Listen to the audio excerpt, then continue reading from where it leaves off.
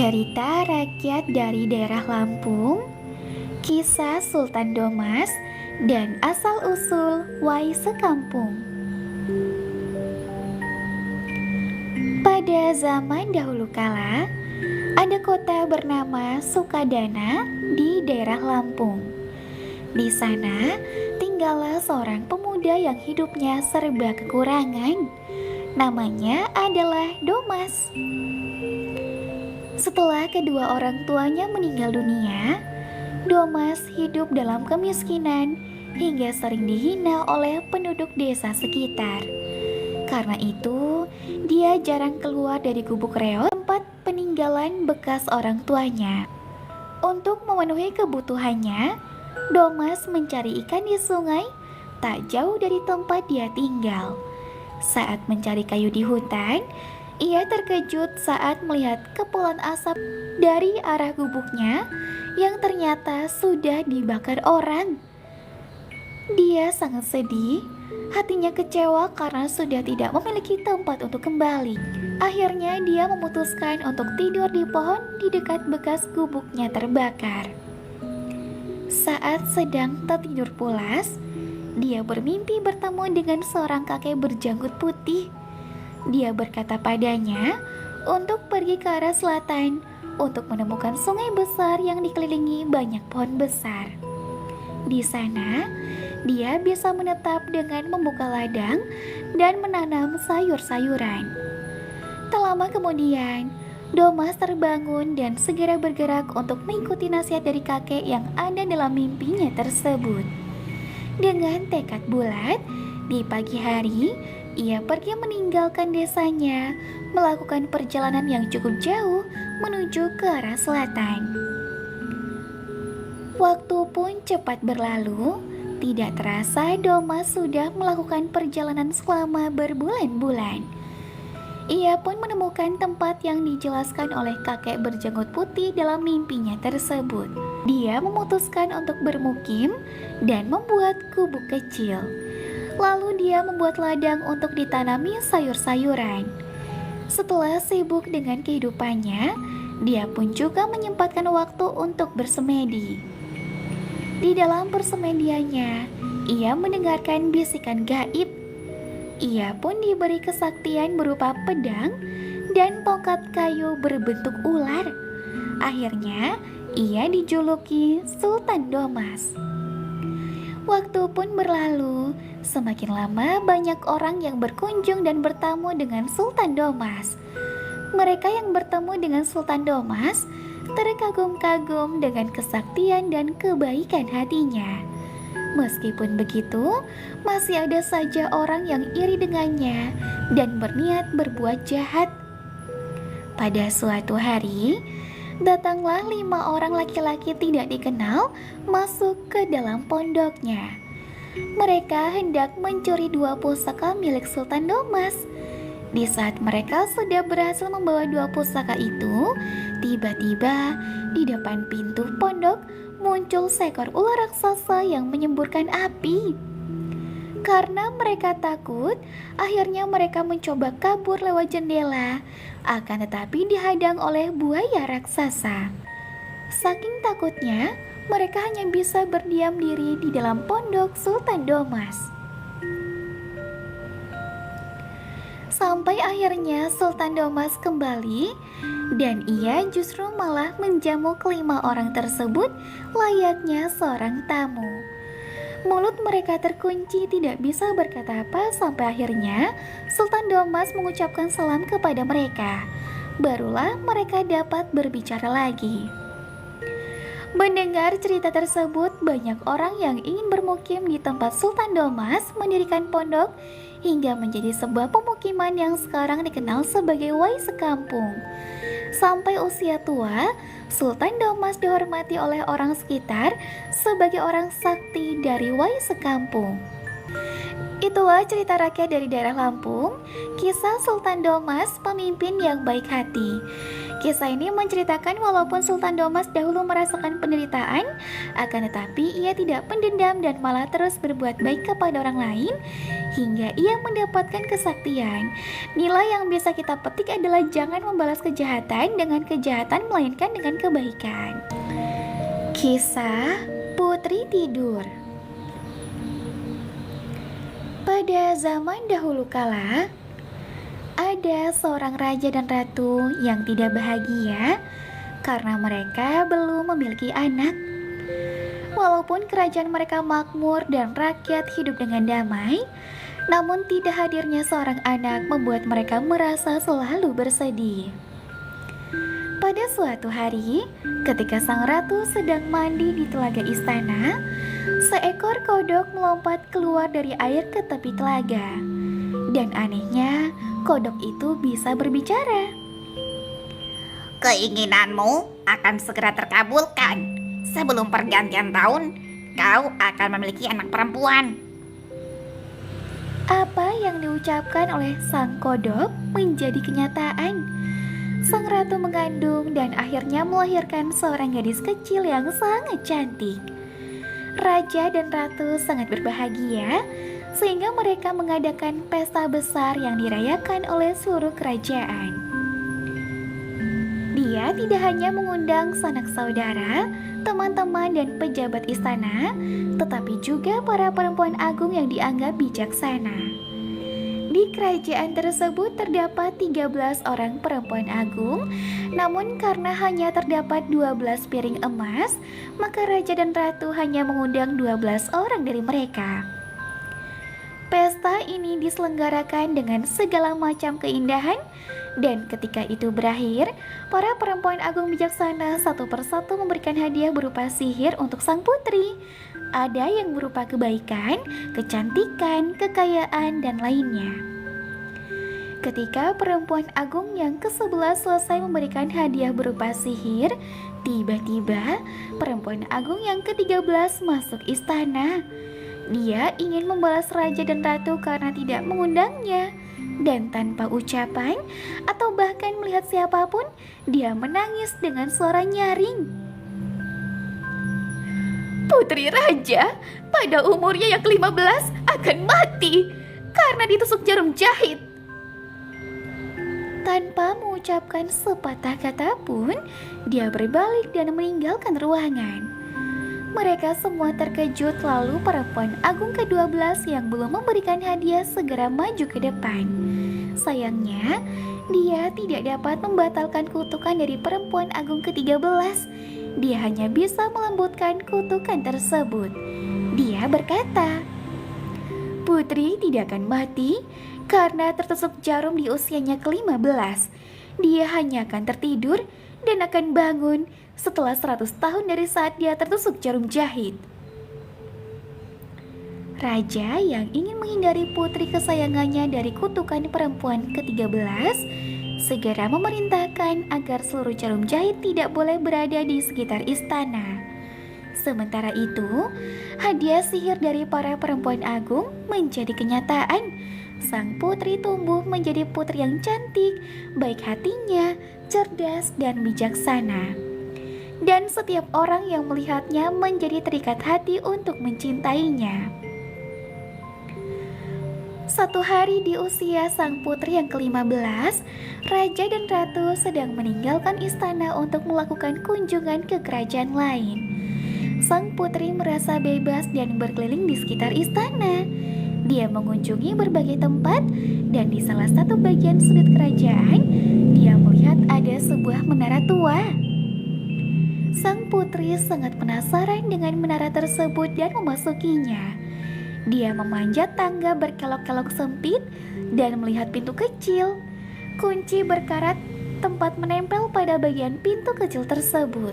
Sang putri kemudian membuka pintu itu pelan-pelan. Di dalam ruangan ada seorang perempuan tua yang sedang menjahit pakaian dan terlihat sangat sibuk. "Selamat siang, Ibu. Apa yang sedang Ibu kerjakan?" tanya sang putri. "Aku sedang menjahit dan menyulam," jawab si perempuan tua.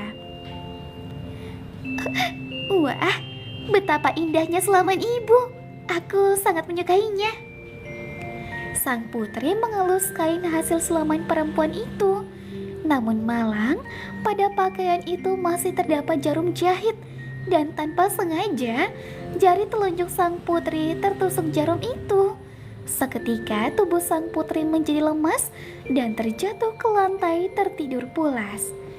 Apa yang terjadi pada sang putri meluas ke seluruh kerajaan. Sang raja dan ratu yang baru kembali ke istana tiba-tiba tertidur.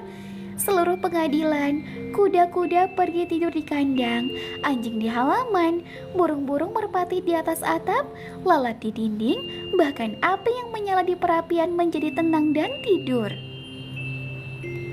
Di sekeliling istana mulai tumbuh pagar duri yang setiap tahun menjadi lebih tinggi dan akhirnya tumbuh menutup seluruh istana.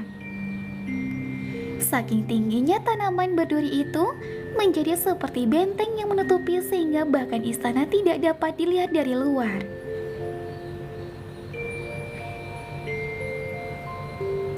Kisah tidurnya putri raja yang cantik menawan tersebut tersebar luas hingga ke kerajaan-kerajaan lain. Dari waktu ke waktu, pangeran-pangeran datang dan mencoba untuk melewati pagar berduri dan masuk ke istana. Namun, tidak ada yang pernah berhasil melakukannya. Bahkan beberapa di antaranya justru terperangkap oleh pagar tumbuhan duri dan meninggal di sana dengan cara yang menyedihkan. Setelah bertahun-tahun lamanya, berita mengenai putri tidur yang cantik terdengar ke telinga seorang pangeran dari negeri seberang. Walaupun kabar mengenai benteng pohon berduri yang sangat berbahaya sangat menakutkan, namun itu tidak menyurutkan sang pangeran gagah untuk mencoba menerobosnya. Pangeran itu berkata, "Aku tidak takut. Aku akan pergi dan menemui putri tidur yang cantik." Saat pangeran gagah datang ke kerajaan putri tidur yang dilindungi oleh benteng pohon berduri, bertepatan dengan 100 tahun dari hari sang putri tertusuk jarum jahit. Ketika sang pangeran gagah datang ke bagian luar istana, tiba-tiba pohon berduri mereka menjadi tumbuhan bunga-bunga yang indah dan sekaligus membuka jalan bagi sang pangeran untuk masuk lebih dalam. Setelah sampai di istana, pangeran melihat anjing yang tertidur di halaman istana, begitu pula kuda yang berada di dalam kandang. Pada bagian atap, burung merpati tertidur dengan posisi kepala berada di bawah sayapnya. Sang pangeran semakin tercengang saat dia masuk ke istana. Dia menyaksikan lalat tertidur pada dinding istana, serta tukang masak masih dengan peralatan masaknya sedang tertidur di dapur. Semua orang yang ada di istana itu dalam kondisi tidur pulas. Sang pangeran akhirnya berkeliling istana dan mendapati kesunyian karena semua yang dia lihat dalam kondisi tertidur pulas. Pada bagian sudut istana, sang pangeran dibuat penasaran dengan menara tua yang terlihat tidak terawat. Dia memanjat tangga berkelok-kelok sempit dan melihat pintu kecil dalam kondisi terbuka. Di dalamnya, dia melihat sang putri cantik mempesona sedang tertidur dengan anggun. Pangeran gagah tidak dapat melepaskan pandangannya dari putri tidur yang cantik. Seperti disihir, dia mendekati sang putri, membungkuk dan mencium kening sang putri. Keajaiban terjadi. Sang putri yang telah tertidur selama bertahun-tahun tiba-tiba terbangun. Pangeran gagah kemudian menceritakan apa yang terjadi. Mereka berdua kemudian keluar dari menara tua sambil bergandengan tangan, dan pada saat yang sama, raja dan ratu juga telah terjaga dari tidur mereka, termasuk semua pejabat istana yang saling memandang dengan takjub. Kuda-kuda di halaman berdiri dan mengguncang diri. Anjing-anjing melompat bangun dan mengibaskan ekor mereka. Burung-burung merpati di atas atap membuka sayap dan mengeluarkan kepalanya, melihat sekitar kemudian terbang ke angkasa. Dan lalat di dinding merayap lagi Istana itu pun kembali hidup bangun dari tidur panjang mereka. Raja, ratu, dan seluruh kerajaan sangat berbahagia karena kutukan dari perempuan agung ke-13 telah patah. Dan karena sang pangeran dan sang putri saling jatuh cinta, mereka melangsungkan pernikahan megah yang diselenggarakan di seluruh pelosok istana. Putri tidur dan pangeran gagah hidup bahagia sampai akhir hayat mereka. Selalu berperilaku hati-hati kepada orang lain agar tidak menyakiti hati mereka. Kisah bawang merah dan bawang putih. Alkisah, hiduplah sebuah keluarga yang hidup bahagia. Mereka memiliki seorang putri cantik bernama Bawang Putih. Namun pada suatu hari, ibu Bawang Putih jatuh sakit dan akhirnya meninggal. Setelah kejadian itu, Bawang Putih hidup dengan ayahnya. Ayah Bawang Putih adalah seorang pedagang yang sering bepergian jauh. Karena tak tega meninggalkan Bawang Putih sendirian di rumah, akhirnya ayah Bawang Putih memutuskan untuk menikah lagi dengan seorang janda. Janda tersebut memiliki satu anak yang diberi nama Bawang Merah. Mulai sekarang, kau akan memiliki ibu dan kakak tiri untukmu. Namanya Bawang Merah, Ucap sang ayah. Bawang Putih pun bahagia karena memiliki keluarga baru. Ibu tiri dan Bawang Merah bersikap sangat manis kepadanya. Namun ternyata kebaikan itu hanya sesaat. Mereka bersikap baik pada Bawang Putih hanya ketika ayahnya ada bersamanya. Akan tetapi, ketika ayahnya pergi berdagang, mereka menyuruh Bawang Putih mengerjakan segala pekerjaan rumah seperti seorang pembantu. Kemalangan Bawang Putih belum berhenti sampai di situ. Selang beberapa waktu, ayah Bawang Putih juga jatuh sakit dan akhirnya meninggal dunia. Sang ibu tiri dan Bawang Merah pun bersikap semakin jahat pada Bawang Putih. Sekarang, semua pekerjaan rumah kau kerjakan setiap hari, kata ibu tirinya setelah sang ayah dimakamkan. Bahkan waktu beristirahat Bawang Putih juga semakin terbatas. Tiap hari, dia harus melayani semua kebutuhan Bawang Merah dan ibu tirinya. Sampai pada suatu pagi, ketika Bawang Putih mencuci di sungai, tanpa disadari, salah satu selendang kesayangan Bawang Merah hanyut. Kakak, maaf, selendangmu hanyut di sungai. Bawang Merah pun memarahi Bawang Putih. Dia menyuruh Bawang Putih mencari selendang itu dan tidak boleh pulang sebelum menemukannya.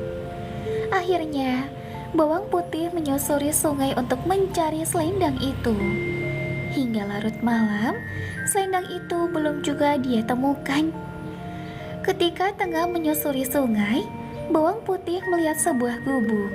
Ternyata gubuk itu dihuni oleh seorang nenek sebatang kara. Bawang Putih akhirnya meminta izin untuk menginap semalam. Nenek itu cukup baik hati. Dia mempersilahkan Bawang Putih untuk menginap. Nenek itu juga menanyakan perihal tentang Bawang Putih dan bagaimana dia sampai di tempat itu. Bawang Putih pun menceritakan nasib yang dialaminya hingga nenek yang mendengar itu merasa iba. Ternyata selendang yang dicari Bawang Putih ditemukan oleh si nenek. Tapi nenek itu hanya mau menyerahkan selendang itu dengan syarat Bawang Putih harus menemaninya selama seminggu. Bawang Putih menerima tawaran itu dengan senang hati. Waktu seminggu pun berlalu dan kini waktunya Bawang Putih untuk pulang. Rupanya, selama tinggal bersama nenek, bawang putih sangatlah rajin. Lalu nenek itu memberikan selendang yang dulu dia temukan dan memberi hadiah pada bawang putih. Dia disuruh memilih di antara 2 buah labu untuk dia bawa. Awalnya bawang putih ingin menolak, namun karena ia ingin menghormati pemberian, bawang putih akhirnya memilih labu yang kecil dengan alasan takut tak kuat membawanya. Nenek itu hanya tersenyum mendengar alasan itu. Setelah itu, bawang putih pun segera pulang dan menyerahkan selendang itu pada bawang merah. Selanjutnya dia segera ke dapur untuk membelah labu dan memasaknya. Namun betapa terkejutnya dia, karena ketika labu itu dibelah, ternyata labu itu berisi emas permata yang sangat banyak. Secara tak sengaja, ibu tiri bawang putih melihatnya dan langsung merampas semua emas itu. Bukan hanya itu, dia juga memaksa bawang putih untuk menceritakan dari mana dia mendapat labu ajaib itu. Mendengar cerita bawang putih, muncul niat jahat di benak ibu tiri yang serakah itu. Esok paginya, dia menyuruh bawang merah untuk melakukan hal yang sama seperti yang dilakukan bawang putih. Dia berharap akan bisa membawa pulang labu yang lebih besar. Singkat cerita, bawang merah yang malas itu tiba di gubuk nenek, dan dia pun tinggal di sana selama seminggu. Namun karena sifatnya yang pemalas, dia hanya bermalas-malasan saja dan tidak mau membantu pekerjaan si nenek. Ketika sudah waktunya pulang, bawang merah pun disuruh memilih labu sebagai hadiah. Tanpa pikir panjang, dia langsung mengambil labu yang besar dan segera berlari pulang tanpa mengucapkan terima kasih. Setelah tiba di rumah, ibunya sangat senang melihat anaknya membawa labu yang sangat besar. Dia berpikir pasti emas di dalamnya cukup banyak. Karena tak ingin diketahui oleh bawang putih dan takut jika bawang putih minta bagian, mereka menyuruh bawang putih mencuci di sungai. Setelah itu, mereka masuk kamar dan menguncinya dengan rapat. Dengan tak sabar, mereka segera membelah labu itu. Namun di luar dugaan, bukan emas yang ada di dalamnya, melainkan labu itu dipenuhi ular, kalajengking, kelabang, dan berbagai hewan berbisa. Hewan-hewan itu lalu keluar dari labu dan menggigit bawang merah dan ibunya yang serakah tersebut. Bawang merah dan ibu tiri akhirnya menyadari apa yang mereka lakukan selama ini salah dan meminta bawang putih untuk memaafkan mereka. Demikianlah kisah bawang merah dan bawang putih. Orang yang berbuat jahat dan serakah akan mendapatkan ganjaran yang setimpal. Namun setiap perbuatan yang baik akan mendapatkan hasil yang baik juga. Kisah putri berambut kaca. Alkisah. Pada zaman dahulu kala, terdapat kerajaan bernama Fistulina. Kerajaan tersebut dipimpin oleh raja dan ratu yang baik hatinya. Tak hanya itu, mereka juga dikenal sebagai pemimpin yang bijaksana dan disukai oleh rakyatnya. Pada suatu hari, sang ratu melahirkan seorang putri yang cantik jelita. Karena kecantikannya, sang raja memberi nama sang putri dengan panggilan Dandelia. Konon, bagi sang raja, putrinya itu memiliki kecantikan layaknya bunga dandelion. Sang putri tumbuh dengan kecerdasan yang cemerlang dan kecantikan yang luar biasa. Bahkan istimewanya, rambut hitam sang putri terlihat berkilau menyerupai kaca. Setiap orang yang melihatnya pasti akan memberikan pujian dan kekaguman atas keindahan rambut sang putri. Benar-benar seorang putri berambut kaca, komentar setiap rakyat. Sejak saat itu, seluruh rakyat memanggil sang gadis dengan panggilan Putri Berambut Kaca. Kehidupan keluarga kerajaan Vistulina itu terus saja diberkahi dengan kebahagiaan dan hal-hal baik lainnya. Tak hanya keluarga sang raja, tapi juga seluruh rakyatnya. Sayangnya ketentraman itu tak bertahan lama. Pada suatu hari muncullah malapetaka di mana sebuah kebakaran besar membakar habis dan meluluh lantakkan kerajaan Vistulina. Seluruh warga pun panik dan terburu-buru berusaha menyelamatkan diri ke kerajaan tetangga, yaitu kerajaan Alnicola yang terletak tak jauh dari kerajaan Vistulina. Karena pergi dalam keadaan panik dan terburu-buru, mereka tak sempat membawa barang-barang berharga. Yang mereka bawa hanyalah pakaian yang melekat di badan mereka saja. Pada awalnya, dengan perasaan iba, Raja Alnicola menyambut warga kerajaan Vistulina dengan tangan terbuka. Dia tahu kalau kerajaan tetangganya itu baru saja tertimpa musibah. Ia sempat berpikiran kalau kerajaan tetangganya pasti akan melakukan hal yang sama jika musibah menimpa kerajaan Alnicola. Namun dengan banyaknya rakyat Vistulina yang meminta pertolongan tanpa membawa harta benda sedikit pun, Raja Alnicola pun mulai merasa kewalahan. Ia pun kemudian berterus terang kepada Raja dan Ratu Vistulina. Wahai tetanggaku, pemimpin kerajaan Vistulina, maafkan tetanggamu ini, karena aku tak bisa berbuat banyak. Sebenarnya, aku ingin bisa terus membantu wargamu, tapi kerajaanku juga membutuhkan uang.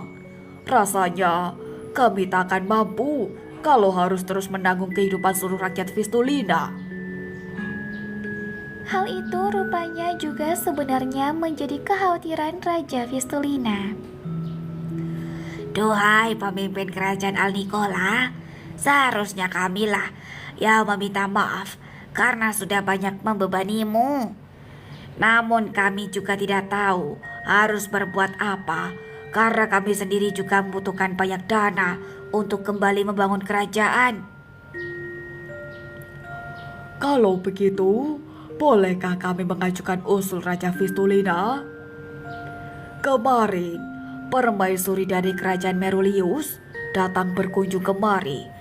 Ketika melihat rambut kaca Putri Dandelia, ia begitu terpesona akan keindahannya.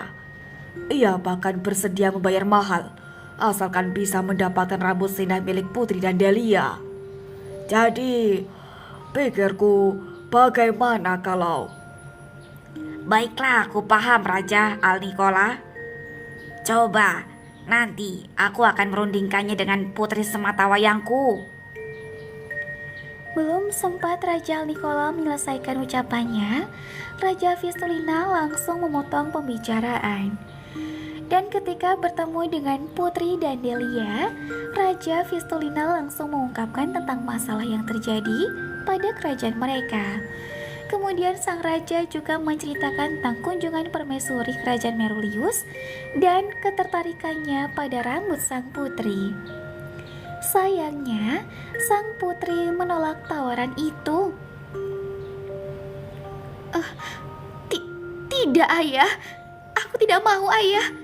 Aku tidak mau menjual rambutku, bahkan kepada permaisuri kerajaan Merulius sekalipun. Tapi anakku sayang, hanya rambut kacamu yang bisa menyelamatkan kerajaan kita. Tetap saja ayah, aku tidak mau. Aku tidak mau kehilangan rambut kacaku ayah, aku mohon. Setelah mengucapkan hal itu, Putri Dandelia langsung kembali masuk ke kamarnya sambil menangis. Meskipun begitu, Raja dan Ratu Vistulina tidak ingin menyerah begitu saja. Mereka tak ingin menyanyiakan peluang ketika ada cara untuk menyelamatkan kerajaan mereka kembali seperti semula. Mereka berdua kemudian menyusun sebuah rencana untuk bisa mendapatkan rambut kaca sang putri. Malam harinya, seperti biasa, sang putri tertidur dengan pulas. Ia sama sekali tidak menyadari ketika ada yang mengendap-endap masuk ke dalam kamarnya. Ia baru terbangun dan terkejut ketika ada tangan yang menyentuh bahunya. Putri Danelia pun langsung tersentak dan terbangun dari tidurnya. Begitu tersadar, ia langsung berteriak kencang. Tidak, tidak, kumohon, jangan sentuh rambut kacaku. Setelah benar-benar terbangun, betapa terkejutnya Putri Danelia ketika mendapati ayahnya yang memegang bahunya. Rupanya Raja Vistulina berencana untuk memotong rambut kaca Putri Danelia ketika sang putri tertidur lelap. Sayangnya, rencana itu kini hancur berantakan karena sang putri terlanjur bangun dahulu. Sejak insiden itu, Putri Danelia menjadi semakin tidak mempercayai kedua orang tuanya lagi. Ia pun menjadi khawatir jika suatu hari nanti Raja dan Ratu akan berhasil memotong rambutnya ketika ia tengah terlelap. Oleh karena itu, Putri Danelia memutuskan untuk secara diam-diam melarikan diri dari istana. Setelah keluar dari lingkungan istana, ia terus saja berjalan jauh. Di sepanjang perjalanan, setiap orang langsung mengenali sang putri dari rambutnya yang berkilau bagaikan kaca yang tertimpa cahaya matahari. Dan setiap orang yang mengenalinya itu selalu memberi hormat kepadanya. Bahkan, beberapa anak kecil yang berpapasan dengannya pun memberikan pujian. Wah, rambut kakak terlihat sangat indah, ucap seorang anak yang tiba-tiba berdiri di hadapan Putri Danelia. Sang putri hanya tersenyum mendengar pujian itu. Secepat kedatangannya di hadapan Putri Danelia, anak kecil itu mendadak langsung pergi berlari begitu saja. Ketika sang putri masih terkejut melihat kedatangan dan kepergian sang anak kecil yang begitu tiba-tiba, mendadak anak itu kembali muncul bersama teman-temannya. Sang anak kecil yang sebelumnya datang memberikan pujian pun terlihat memamerkan kecantikan Putri Danelia kepada teman-temannya. Semua teman-teman si anak kecil pun terlihat terkagum-kagum akan keindahan rambut Putri Danelia.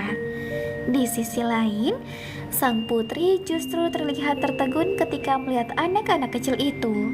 Alasannya karena mereka terlihat sangat kurus, wajahnya pucat dan bajunya sobek-sobek. Bahkan Putri Danelia merasa kalau mereka sepertinya kelaparan. Tanpa sadar, air mata Putri Danelia mulai berjatuhan. Hatinya begitu tersentuh melihat penderitaan warganya. Ia pun menjadi tersadar bahwa keinginan ayahnya untuk memotong dan menjual rambut kacanya, khususnya demi kehidupan para warga kerajaan Vistulina. Putri Danelia pun langsung berpamitan pada anak-anak itu dan berlari sekencang mungkin ke arah istana. Sesampainya di istana, ia langsung menemui ayahnya. Ayah, maafkan aku ayah. Aku salah karena egois. Kini, ku persembahkan rambut ini demi kemakmuran rakyat Vistulina. Saat itu, sebenarnya Putri Danelia sudah memotong rambut kacanya sendiri. Ia hanya menyisakan rambutnya sependek mungkin di kepalanya. Rambut yang sudah ia potong itu sudah diikat dan diserahkan kepada sang ayah. Melihat hal itu, tentu saja Raja Vistulina langsung terkejut. Ia tak menyangka putrinya akan tersadarkan dan bersedia menyerahkan rambut kacanya demi kesejahteraan rakyat mereka. putriku. Kau benar-benar gadis yang berhati emas. ucap sang ayah. Tanpa menunggu lama, Raja Vistulina segera membawa rambut kaca itu ke kerajaan Merulius untuk menjualnya kepada sang permaisuri. Dengan penuh kebahagiaan, sang permaisuri membayar rambut kaca itu dengan sekantung uang emas. Raja Vistulina membawa uang emas tersebut kembali ke kerajaannya, kemudian mulai mengatur segala macam hal yang diperlukan untuk membangun kembali negerinya. Menariknya, keesokan harinya ketika Putri dan Delia bangun tidur, ia terkejut karena rambutnya kini sudah kembali panjang seperti semula. Setelah bangun, ia langsung berlari keluar kamar dan mendatangi ayahnya.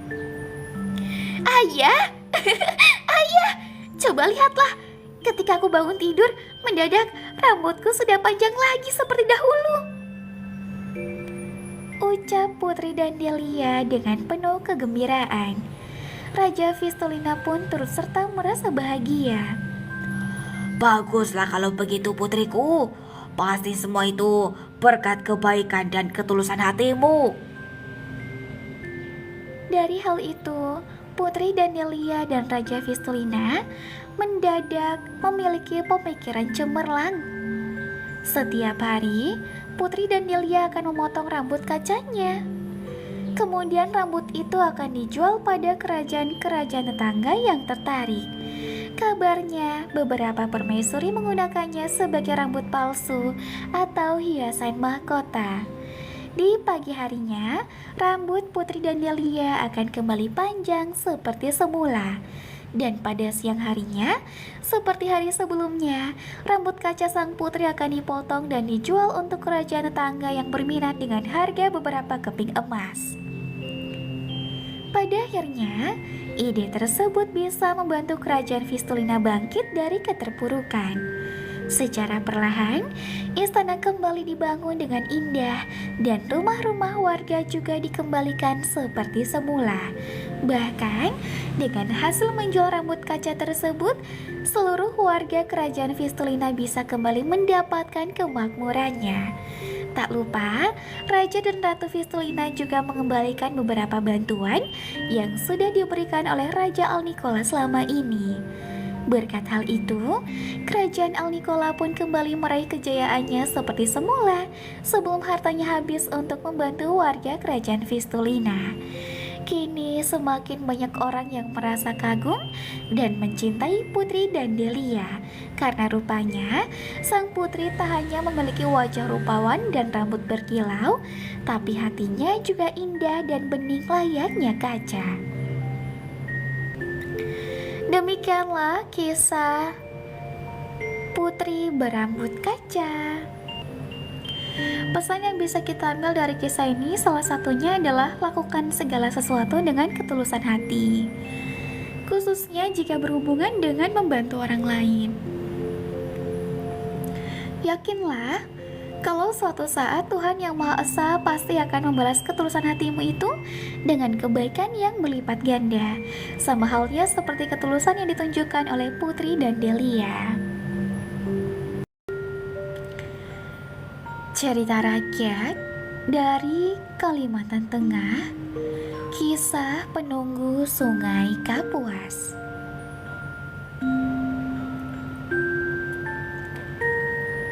Pada zaman dahulu kala, terdapat kerajaan kecil di daerah Kalimantan, tepatnya Pulau Mintin, yang dipimpin oleh seorang raja yang bijaksana. Raja tersebut sangat dicintai oleh rakyatnya karena memimpin dengan adil dan bijaksana. Beliau juga memiliki permaisuri baik hati yang juga dicintai oleh rakyatnya. Namun suatu hari sang permaisuri meninggal karena terserang penyakit yang aneh. Akibatnya, raja bersedih dan merasa sangat kehilangan pujaan hatinya. Oleh karena itu, raja berusaha untuk menghilangkan kesedihannya dengan berlayar. Hal tersebut menyebabkan pertanyaan pada penasihatnya. Lalu, siapa yang akan menjalankan pemerintahan di kerajaan ini selama Tuan pergi? Raja menjawab, Aku harap kedua putra kembarku, naga dan buaya, dapat menjalankan pemerintahan ini. kemudian sang raja menyampaikan mandatnya tersebut kepada kedua putranya. Namun kedua putranya tersebut memiliki sifat yang sangat berbeda satu sama lain. Buaya memiliki sifat rendah hati dan pemurah, sedangkan naga memiliki sifat yang senang menghamburkan uang dan egois. Setelah menyampaikan pesan kepada anak kembarnya tersebut, raja pun pergi berlayar meninggalkan istana.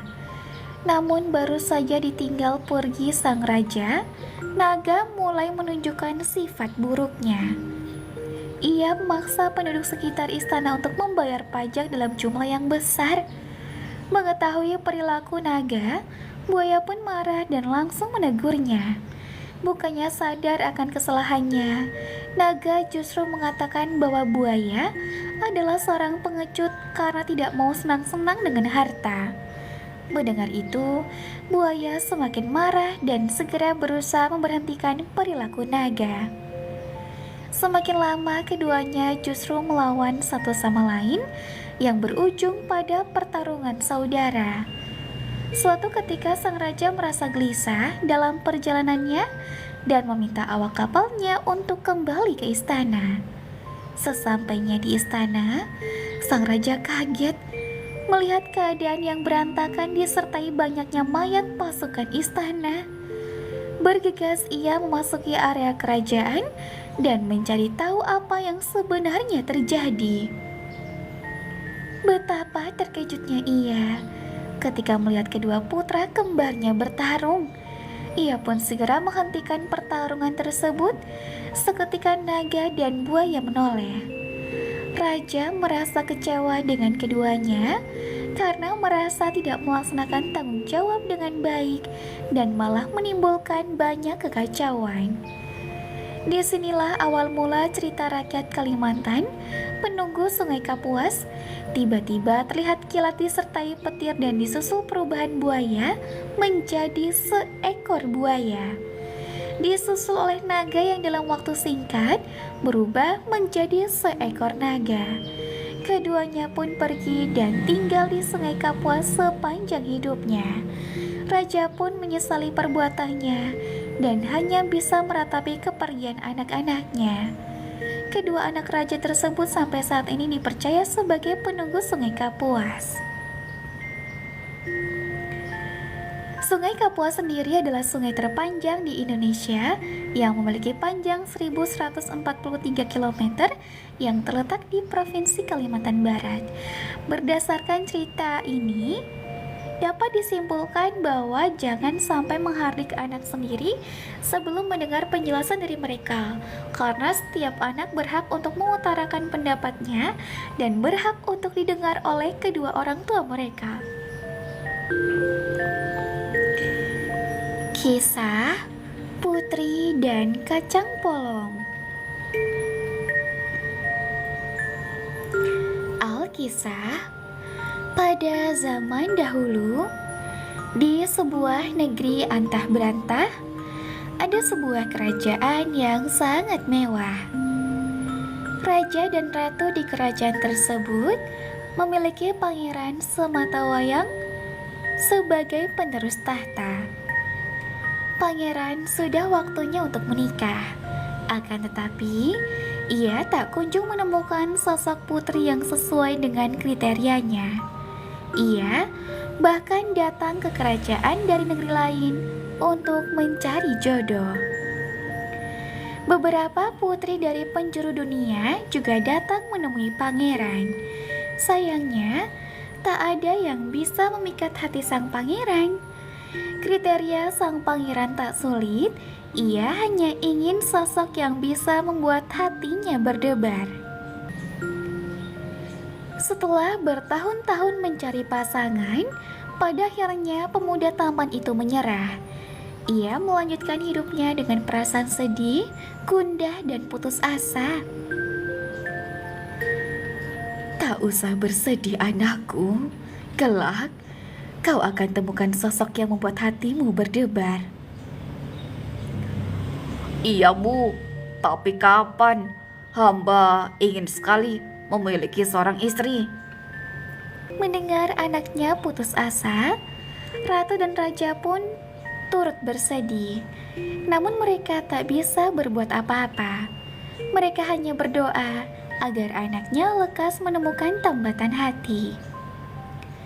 Pada suatu malam, datanglah hujan badai, disertai kilat dan petir yang menyambar-nyambar.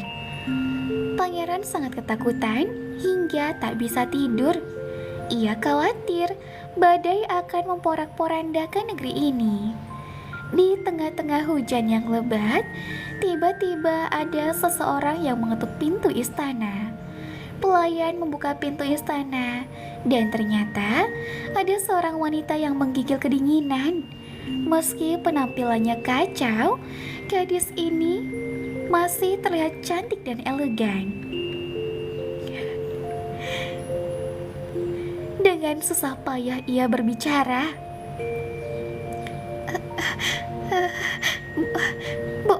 Bolehkah aku masuk? Aku tersesat di hutan dan aku sendirian. Pelayan merasa kasihan dengan gadis itu. Ia lalu berlari menyampaikan kejadian itu kepada sang raja dan ratu. Tuan, di depan ada seorang wanita yang mengaku tersesat di hutan. Ia ingin masuk dan berlindung di istana ini, ucap pelayan itu. Kita tak boleh menolak pengunjung yang sedang kesulitan di tengah malam seperti ini. Bawalah ia masuk. Lalu perempuan itu masuk dan menghangatkan badannya di depan perapian. Sang ratu datang untuk melihat siapa pengunjung yang mengalami kesulitan itu. Ratu merasa kasihan pada sang gadis. Bajunya basah kuyup, wajahnya pun tampak lusuh. Kemudian sang ratu meminta pelayan untuk membawakan baju yang sesuai untuk sang gadis.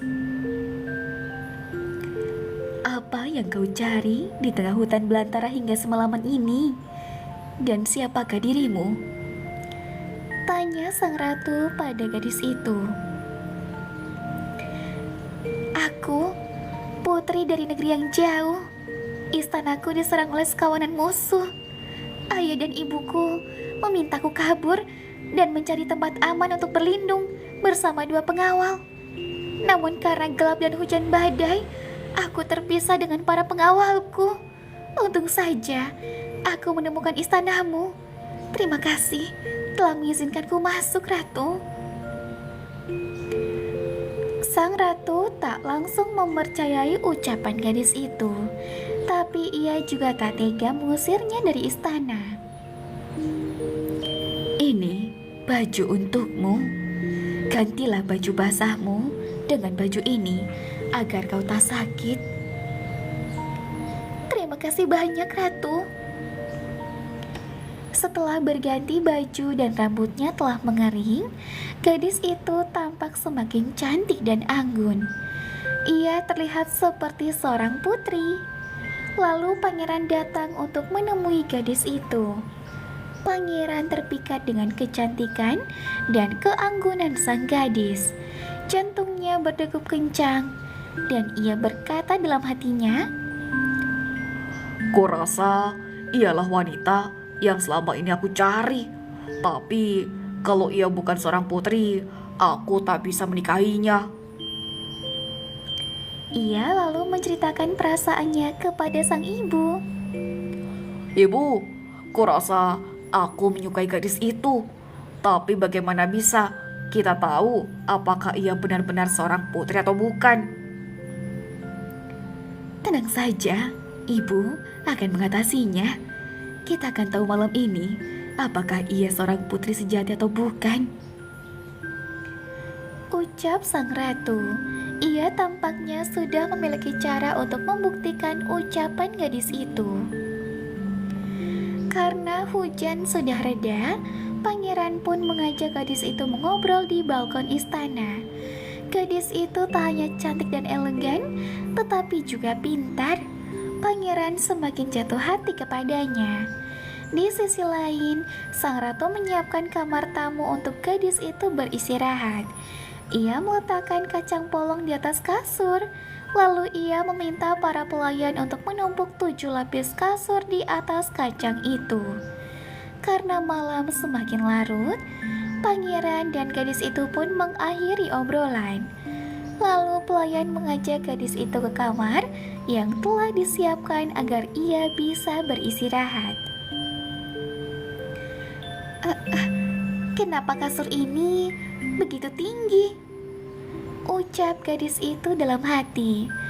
Namun ia sungkan untuk mengatakannya pada pelayan. Ia tak ingin merepotkan siapapun. Keesokan harinya, ratu menemui gadis itu.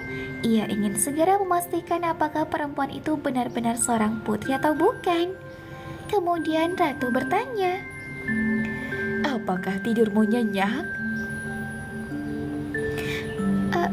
Terima kasih telah memberiku tempat untuk berteduh dan beristirahat, ratu. Namun sesungguhnya, aku kurang bisa tidur semalam. Oh, benarkah? Kira-kira apa yang membuatmu tak tidur nyenyak? Tanya sang ratu, berharap jawaban sang gadis itu sama seperti yang ia harapkan. Badanku sakit dan pegal-pegal, ratu. Seakan-akan aku tidur di sesuatu yang sangat keras. Mungkin saja karena aku terlalu lelah. Mendengar jawaban sang gadis, ratu pun tersenyum lebar dan mengangguk-angguk. Ia tahu bahwa hanya putri sejati yang bisa merasakan ketidaknyamanan dari tempat tidur berlapis 7 kasur itu.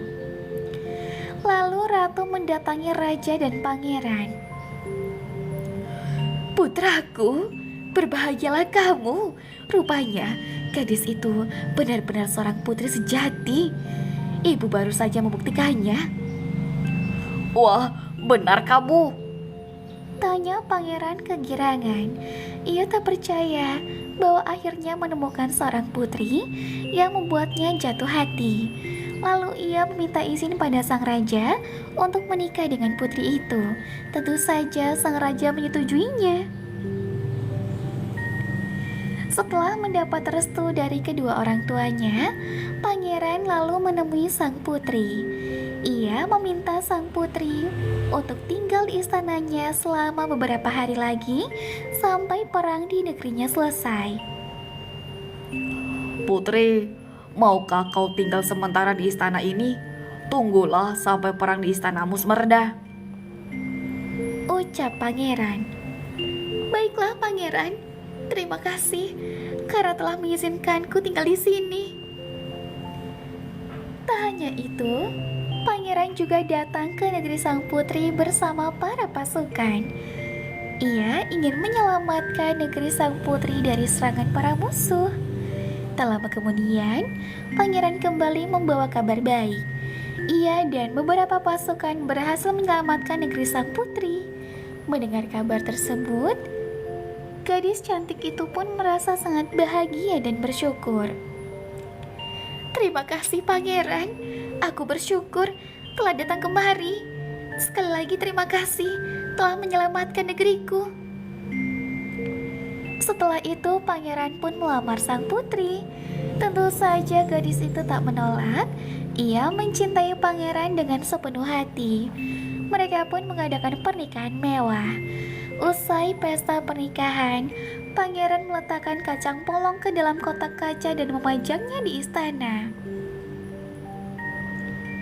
Selama beberapa tahun, kacang polong itu dikunjungi oleh orang-orang yang percaya akan cinta sejati.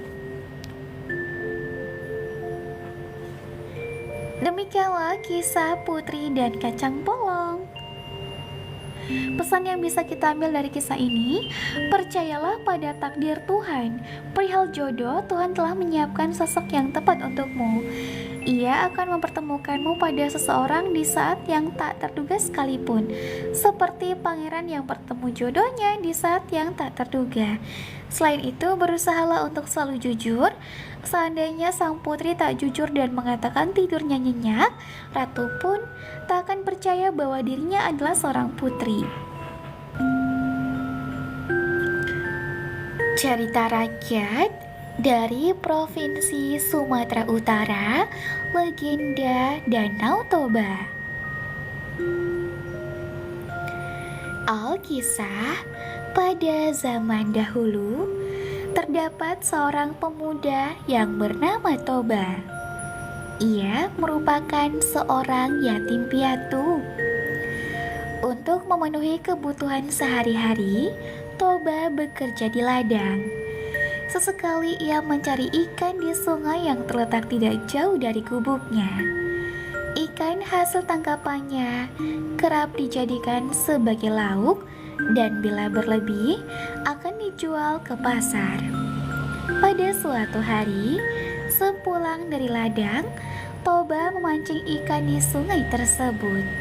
Ia sangat berharap untuk memperoleh ikan yang besar yang dapat dengan segera dimasaknya untuk dijadikan sebagai lauk. Terpenuhilah harapannya tersebut. Tidak berselang lama, ia melemparkan pancingnya ke sungai. Mata kailnya langsung disambar oleh seekor ikan, dan betapa gembiranya Toba saat menarik tali pancingnya dan melihat seekor ikan dengan ukuran yang besar tersangkut di mata pancingnya. Sejenak, Toba memperhatikan ikan besar yang berhasil ia pancing itu. Ikan yang aneh. Gumamnya. Seumur hidupnya, Toba belum pernah melihat ikan dengan bentuk seperti itu. Warna ikan tersebut kekuningan, serta sisik-sisiknya kuning keemasan. Tampak berkilauan sisik-sisik tersebut saat terkena paparan sinar matahari. Saat Toba melepaskan mata kail dari mulut ikan tangkapannya tersebut, tiba-tiba terjadi sebuah keajaiban yang sama sekali tak pernah ia duga. Ikan aneh dengan sisik berwarna kuning keemasan tersebut berubah menjelma menjadi seorang perempuan yang manis dan elok parasnya. Toba terheran-heran ketika melihat keajaiban yang berlangsung di depan matanya itu. Ia hanya berdiri tak percaya dan dengan bola mata membulat serta mulut melongo. "Tuan," kata perempuan cantik jelmaan dari ikan kuning itu, "aku adalah makhluk kutukan dewa. Aku dikutuk karena telah melanggar larangan besarnya. Sudah ditakdirkan kepadaku bahwa aku akan berubah bentuk dan menyerupai makhluk apa saja yang memegang atau menyentuhku. Karena Tuan sudah memegangku, maka aku pun berubah menjadi manusia, seperti Tuan ini." Toba lantas memperkenalkan namanya. Begitu juga dengan perempuan berwajah cantik itu. "Namaku Mina, Tuan." Toba lalu memikirkan sesuatu dan menjelaskan pemikirannya tersebut kepada Mina. Pemikirannya ialah untuk memperistri Mina karena Toba sangat terpesona dengan kecantikan si perempuan jelmaan ikan itu. Bersediakah engkau menikah denganku, Mina? Tanya Toba setelah pembicaraannya beberapa saat. "Baiklah, aku bersedia, Tuan. Selama Tuan bersedia juga untuk memenuhi satu syarat yang akan kuajukan."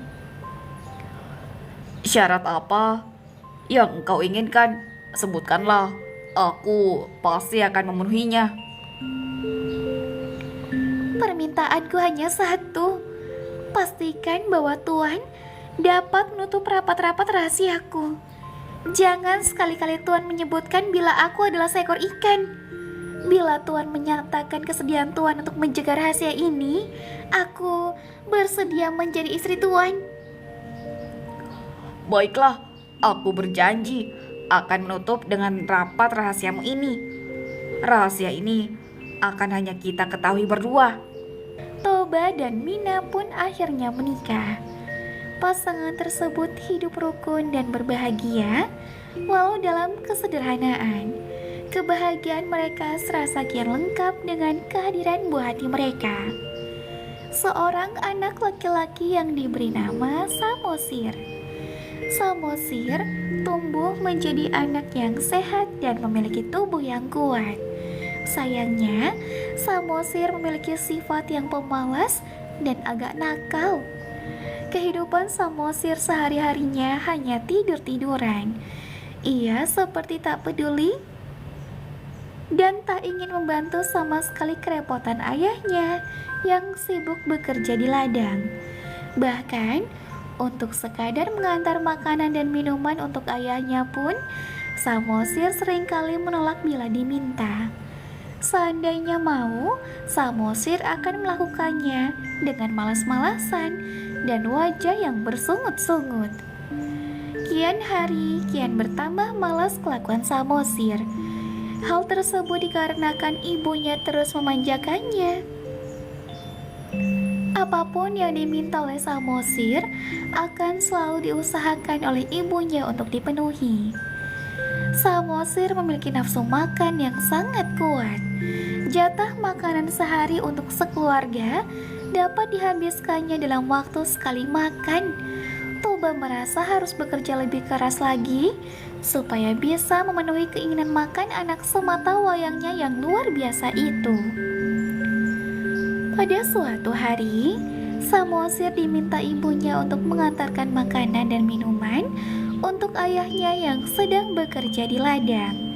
Samosir yang sedang bermalas-malasan pada mulanya enggan untuk menjalankan perintah ibunya tersebut. Meski demikian, setelah ibunya memaksa dengan terus-menerus, akhirnya Samosir bersedia untuk mengantarkan makanan dan minuman tersebut meski dengan wajah yang muram dan bersungut-sungut. Samosir membawa makanan dan minuman tersebut menuju ke ladang. Di tengah perjalanan, Samosir tiba-tiba merasa lapar. Dihentikannya langkah menuju kebun, Samosir lalu memakan makanan yang seharusnya akan diberikan untuk ayahnya tersebut. Makanan itu tidak dihabiskannya semua dan hanya disisakan sedikit. Dengan makanan dan minuman yang tersisa sedikit itu, Samosir lalu melanjutkan perjalanannya menuju ke ladang. Saat telah tiba di ladang, Samosir memberikan makanan dan minuman yang tinggal sedikit itu untuk ayahnya.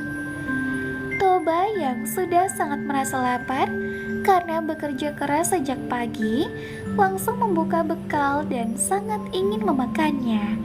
Terperanjatlah Toba ketika melihat makan siang untuknya sudah tinggal sedikit. Mengapa jatah makanan dan minumanku tinggal sedikit? Tanya Toba dengan raut wajah marah. Dengan wajah yang polos seolah tak melakukan kesalahan, Samosir menjawab, Ayah, tadi di jalan aku tiba-tiba merasa sangat lapar, Ayah. Maka dari itu, jatah makanan dan minuman ayah itu sudah kumakan sebagian. Akan tetapi, tidak semua kuhabiskan kan? Masih ada sedikit makanan dan minuman untuk makan siang ayah. Dasar anak yang tidak tahu diuntung. makian Toba kepada anaknya. Kemarahan Toba seketika kian meninggi, serasa tak dapat lagi ia bersabar dan menahannya. Umpatan Toba pun seketika itu meluncur. Dasar kau, anak keturunan ikan. Samosir sangat ketakutan dan terkejut ketika mendengar umpatan dari ayahnya. Ia dengan cepat langsung berlari ke rumah sembari menangis. Pada saat sudah sampai di rumah dan bertemu dengan ayahnya, Samosir langsung menceritakan semua cacian dan makian dari ayahnya yang menyebutkan bahwa dirinya adalah keturunan dari seekor ikan. Mendengar pengaduan dari anaknya itu, Ibu Samosir menjadi sangat sedih. Tak disangka bila suaminya yang sangat ia sayang telah melanggar sumpah untuk tak menyebutkan bahwa Mina adalah makhluk yang berasal dari ikan. Tak berselang lama, Samosir dan ibunya saling berpegangan tangan. Dalam hitungan sekejap, kedua ibu dan anak itu menghilang dan keajaiban pun terjadi. Pada bekas pijakan kaki Samosir dan ibunya, tiba-tiba menyembur air yang sangat deras. Dari dalam tanah, air yang disemburkan keluar seakan tiada henti. Semakin lama, tak semakin berkurang semburan air tersebut, malah semakin besar adanya. Dalam waktu yang cepat, permukaan tanah di daerah itu pun tergenang. Permukaan air kian meninggi, dan tak berapa lama kemudian, lembah yang digunakan oleh Toba sebagai tempat tinggal pun sudah penuh dengan genangan air. Hingga pada akhirnya, terbentuklah sebuah danau yang sangat luas di tempat itu. Penduduk sekitar lalu menamakan danau tersebut sebagai Danau Toba. Adapun pulau kecil yang terletak di tengah Danau Toba itu disebut sebagai Pulau Samosir, sebagai penanda bahwa itu merupakan tempat di mana Samosir dan ibunya berpijak untuk terakhir kalinya. Pesan yang bisa kita ambil dari kisah ini, salah satunya adalah jangan pernah mengingkari janji yang telah dibuat. Karena dengan melanggarnya, kamu akan menyakiti hati orang yang kamu beri janji. Selain itu, kamu juga harus siap menerima konsekuensinya seperti apa yang dialami oleh Toba. Selain itu, nantinya jika memiliki anak, kamu jangan terlalu memanjakan buah hati. Kamu bisa membuat anakmu bahagia tanpa terlalu memanjakannya. Hal itu kamu lakukan supaya anakmu tidak tumbuh menjadi pemalas seperti Samosir.